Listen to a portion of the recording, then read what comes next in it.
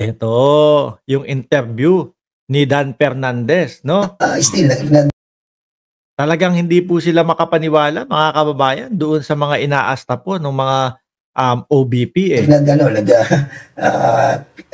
pumayag na rin naman ako doon sa decision ng committee na bigyan pa ng another chance, no, to appear in the next hearing. Okay, that's for Zuleika Lopez, the Chief of Staff. Yes, yes. Only her. Only her. Oo, yes. But yung if ever that she will not be attending in the next hearing or yung justification is not validated, I'm pretty sure masasite na rin siya in contempt. Is it possible? Naku, ayan. Yun yung Zuleika Lopez. Masasite in contempt na din po, mga kababayan. Pag hindi ka pa umuwi ng Pilipinas, naku. Kasi po, mga bossing, halatang-halata naman po yung mga pag-alis nila. Halatang-halata po yung mga travel nila. At isa sa pinapaniwalaan ko dito, baka lang ha? Baka may utos ng Vice Presidente. Naku, wag kayong puntahan doon. Yari tayo. Wag kayong magsipuntahan doon kasi mabubuko tayo. Sabi ni Hagibis, tamang-tama titulo mo. Wala akong rason para hindi maniwala na nagkaroon na ng nakawan sa pondo ng bayan, sabi ni Hagibis. Elias Bulusan, hayaan na lang natin ICC na humusga kay Digong para hindi na makahiling ng house arrest. Oho, correct po yan, no? Sa dami ng kasalanan niya sa bayan. Sabi ni Sherry Amadeo, Sara impeach now. Yan po yung mas makatotohanan po, mga kababayan eh. Yung panawagan po ng publiko na ma-impeach po ang Vice Presidente kesa po doon sa sinasabi o yung pinapanakot nila na kapag daw in-impeach ang dati si Inday Sara, mga kababayan, magkakagulo daw po. Sabi ko, anong gulo? Di 17, 21 na nga lang kayo diyang pumupunta sa inyong dyan sa mautog nila, tapos magkakagulo pa. Nakita nyo naman po, lalong dumadagdag ang suporta ng Pangulo. Sabi nila, paubos na kayo, patapos na si BBM. Saglit lang. Ayan niya dumagdag pa ang mga kakamping para sumuporta sa Pangulong Bongbong Marcos sa gobyerno ng Pilipinas. Kasi bakit? Agree sila at gusto nila yung ginagawa ng ating Pangulo. Yung ginagawa ng National Defense. Na ipagtanggol ang ating karapatan para doon sa West Philippine Sea. Sabi ni Mabel Quinjo, pupunta daw ang tatay nila tomorrow, Mark. Hindi ako naniniwala dyan. Di ba, Ma'am Maritel T? Hindi din ako maniniwala dyan, Ai Chang, na pupunta yung si dating Pangulong Duterte. Bakit to? Ganyan naman lagi. No? Pupunta. Tapos pagdating nung araw, wala, masakit ang itlog, masakit ang tiyan. Baka kamo, urong ang itlog do sa Quadcom. Kasi siguro, mga kababayan,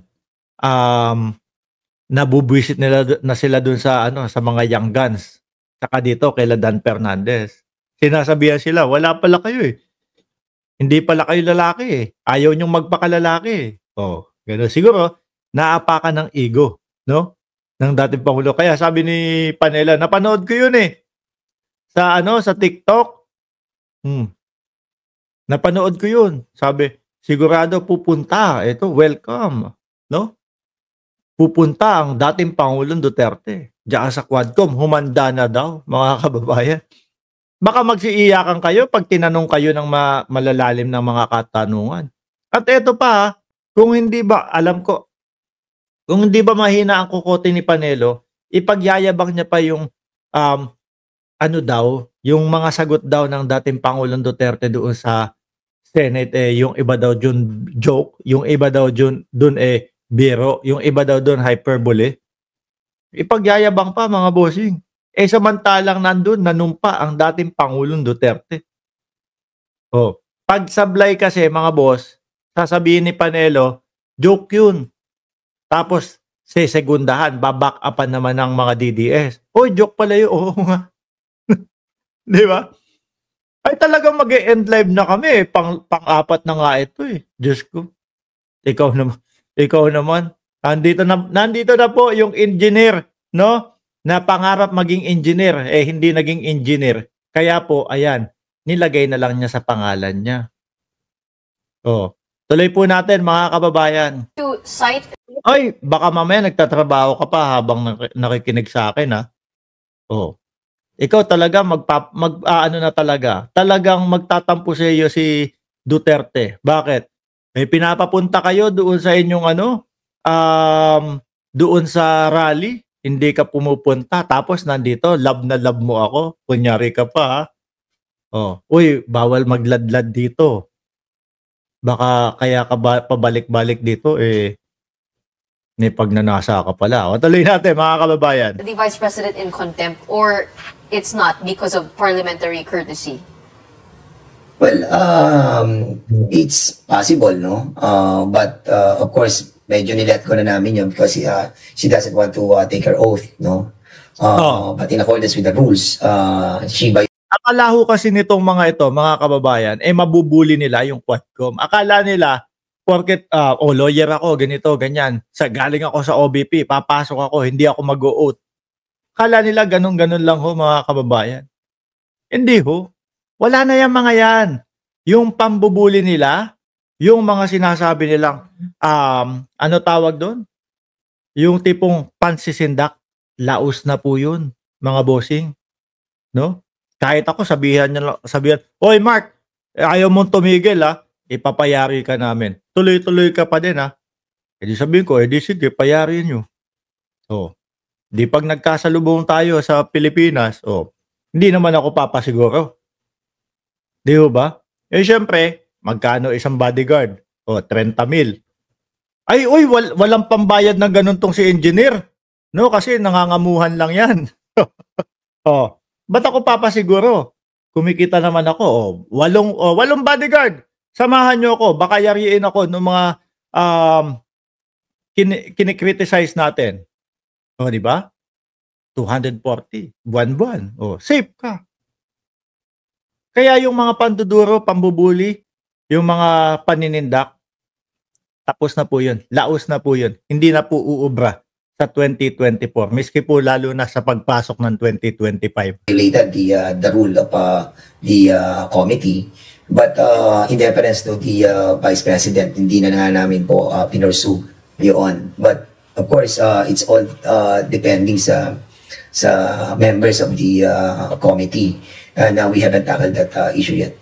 Congressman, were you satisfied with the answers that you heard today from the staff who did turn up to the hearing?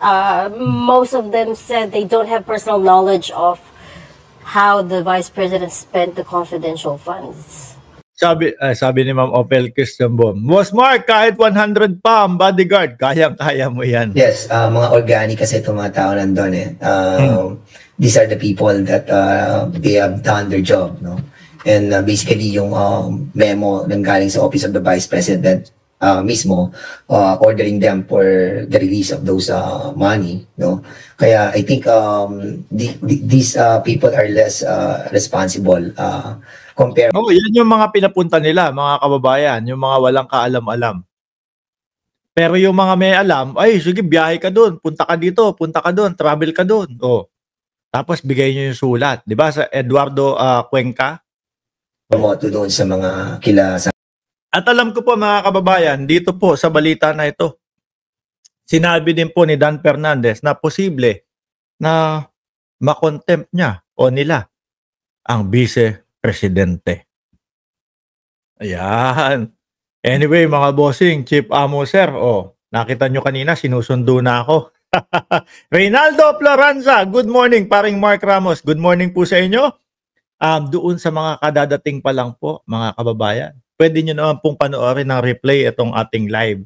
Ano po, ang tanong natin, pag hindi pa din sumipot ang vice-presidente at yung mga pinapatawag nila, i-contempt kaya ng Kongreso?